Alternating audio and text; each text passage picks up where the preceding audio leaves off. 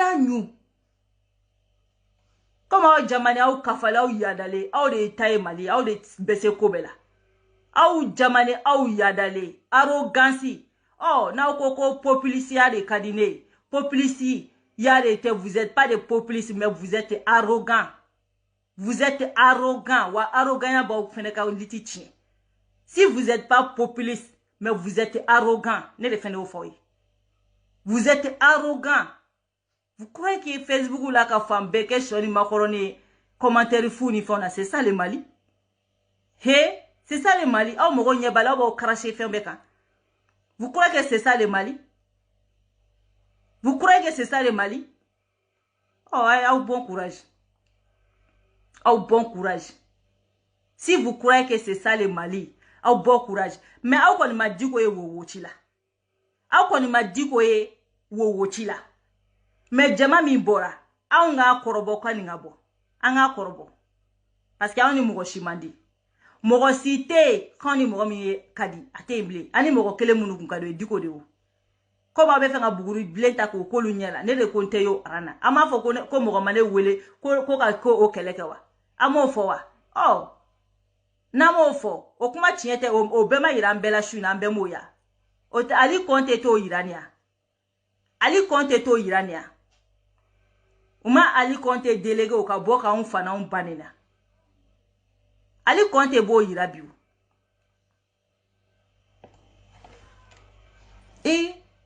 koka bodoro koka Mamadou Duko deme awe manganchia ko kunjumela karasa ko antita ni mi nyinga ko ayika fora ko kudeta de beke ibekala ngo kudeta ko kuma mafo foi mafo nganga bi makono nere jene ni foi nganga bi makono ona e bi makono au ko ne ya imposer au dala au de flek a imposer au kelenga mi fo ko mo kata au lebe ko au balola sna ma uta baliu au koko moko kanata est-ce qu'on yo foli bali maintenant ngo moko ukata ngo fente boala au nana ya no ni mi nyini ngo bafo ko ayiko ko ale dalente ko ina ko passe ko kudeta beke ngo join kudeta ko kuma fo ngona ma kudeta ko me nye démission yere me même ba do c'est pas sûr moi même je savais même que ngo c'est pas sûr Kaujim ye que c'est Kaujim ce n'est qu'un porte-parole il peut dire ce qu'il veut.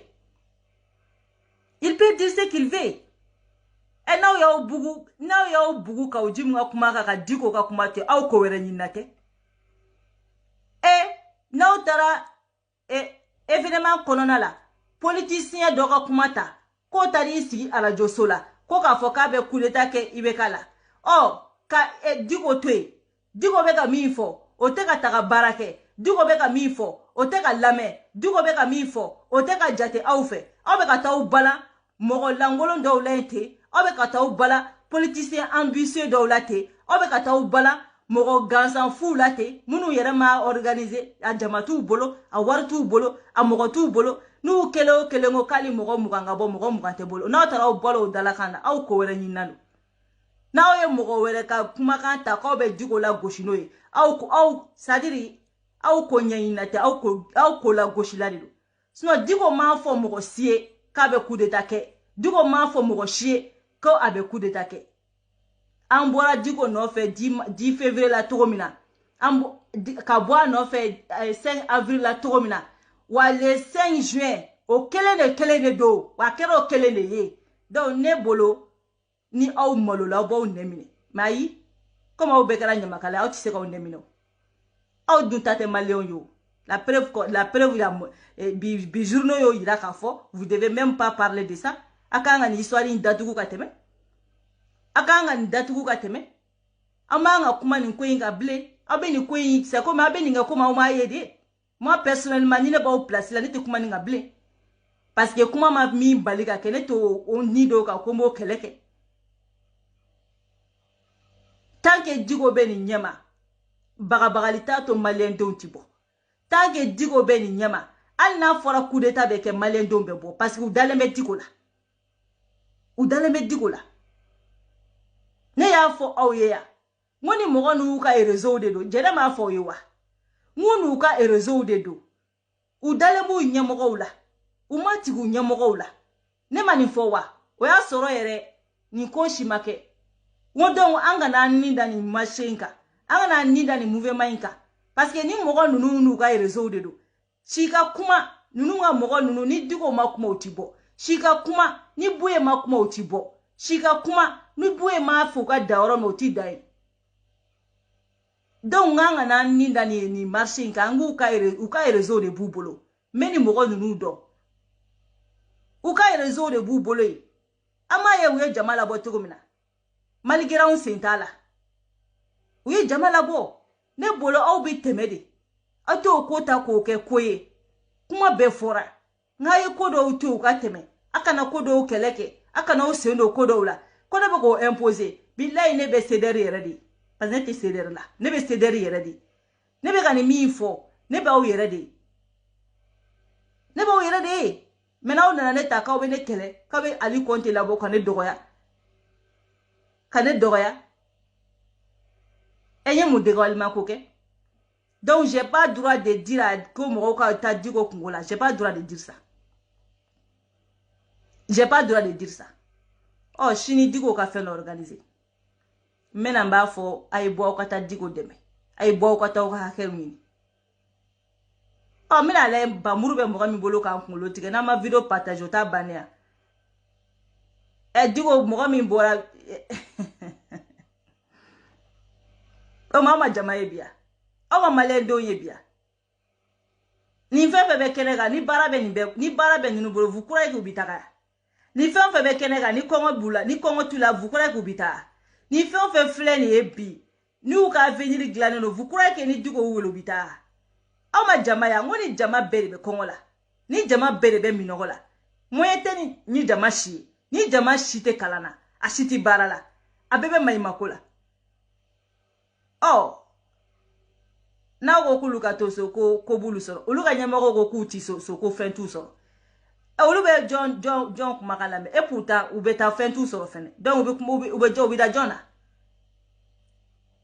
ambora le 10 février mogo do du fene ko coup d'état be ko oduma ke o ambora 5 avril anjugula mogo do ko ola o ya soro on simbalo ulu ko coup d'état ko le bangono oh coup d'état makeo oh ni bina be fola ko kud na yele de be ka fu na le be ka ta jugu me mi fo na me ka tofo sana o kana baga mo ma o ba were nyininga sam mune be o le ba were nyininga mumbe mune be awde la sa o le ba nyininga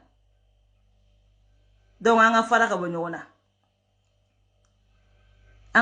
nyona ne na o ti nyona nyara kunya fo dani ye ngoni digo ka ni ko were tente na kuma digo ko yere ka tugu digo ko te ka fo me nyanga na efe no ne tega digo ta ka ke nyaka la koroboye ntega digo ta ka ke foye ambe alibi marché ni mouvement kono waju digo be ka mogo munu kele c'est mes ennemis na o enemy tu yetu ne enemundo bi enemundo shini wa enemundo shini ngene wo yere ba do jene wu enemy parce que nous yen so ben so ko tiketike enemundo bi ntu fa ne ntu ba ne parce que comme ni ka kuma fo u ba fo ki enemuye ennemi ye wuye digo be ka mogo munu kelele ne jene yere ka komba yo mogo de mauvaise gouvernance